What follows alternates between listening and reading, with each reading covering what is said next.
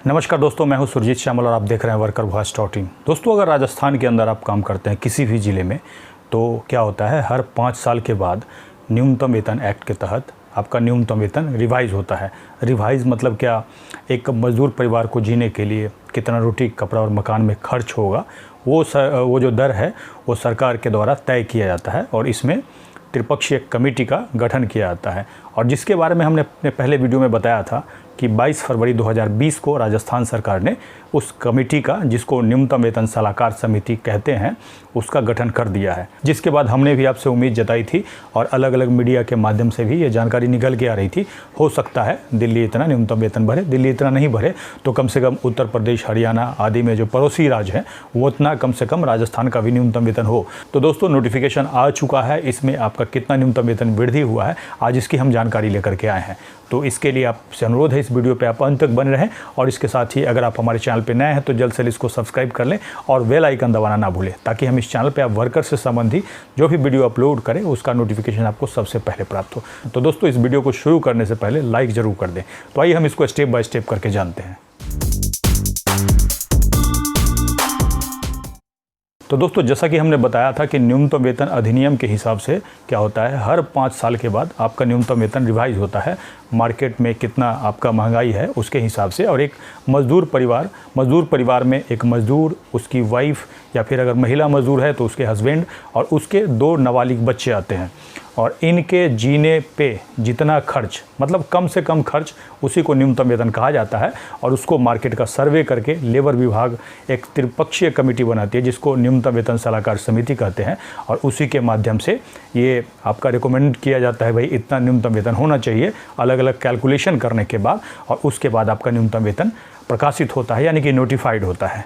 तो हमारी जानकारी के अनुसार राजस्थान सरकार के लेबर विभाग ने 19/8/2020 को नोटिफिकेशन जारी कर दिया है और उसमें हम आज आपको बताने जा रहे हैं कि आपका न्यूनतम वेतन कितना रिवाइज़ किया गया है, अलग अलग कैटेगरी के लिए क्या न्यूनतम वेतन होगा और वो कितने समय के लिए होगा जो नोटिफिकेशन में दिया गया है। इसके बारे में जागरण की रिपोर्ट के हवाले से कहा गया था कि न्यूनतम वेतन सलाहकार समिति के अध्यक्ष और श्रम विभाग के शासन सचिव नीरज कुमार पवन ने न्यूनतम वेतन दरें पड़ोसी राज्यों हरियाणा, उत्तर प्रदेश, मध्य प्रदेश, गुजरात आदि के बराबर करने को कहा है, जिसके बाद उम्मीद जताई जा रही थी कि कम से कम 300 रुपया न्यूनतम वेतन किया जाएगा। लेकिन नोटिफिकेशन के बाद सरकार के द्वारा कितना न्यूनतम वेतन तय किया गया है, आइए हम उसको जान लेते हैं। दोस्तों, अगर आप अनस्किल्ड के अंदर आते हैं तो आपका जो मासिक न्यूनतम वेतन है 5,850 से कम नहीं होना चाहिए। इसके अलावा आपका डेली का रेट होगा 225 रुपया प्रतिदिन।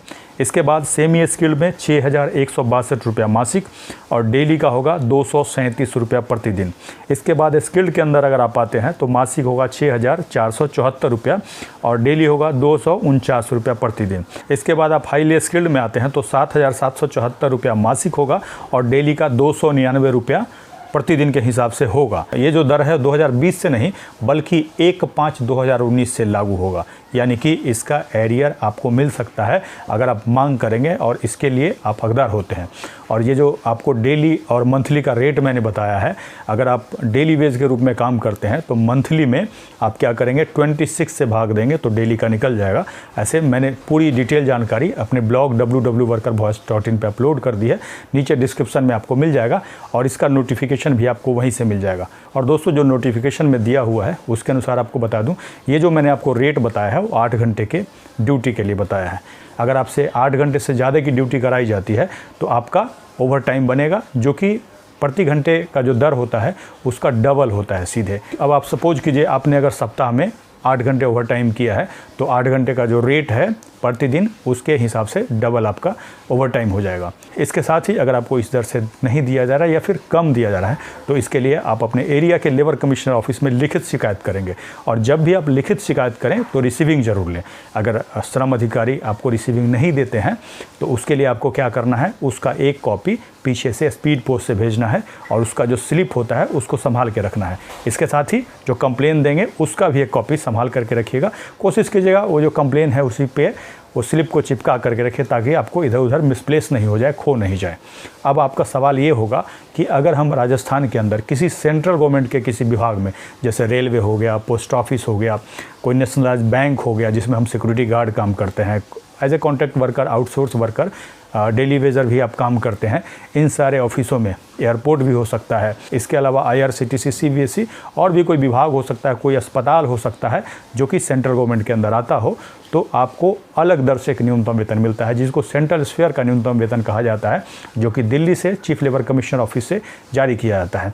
और उसके बारे में अगर आप जानना चाहते हैं उसका क्या दर है, तो उसमें ABC करके पूरे देश को कैटेगरी में बांटा हुआ है। और आपको ये देखना होगा कि जिस भी शहर में आप राजस्थान के अंदर काम करते हैं तो वो A में आता है, B में आता है, C में आता है। और इसके लिए हमने पहले जानकारी दी है और अभी के हिसाब से यानी कि अप्रैल 2020 के हिसाब से अभी मिलेगा।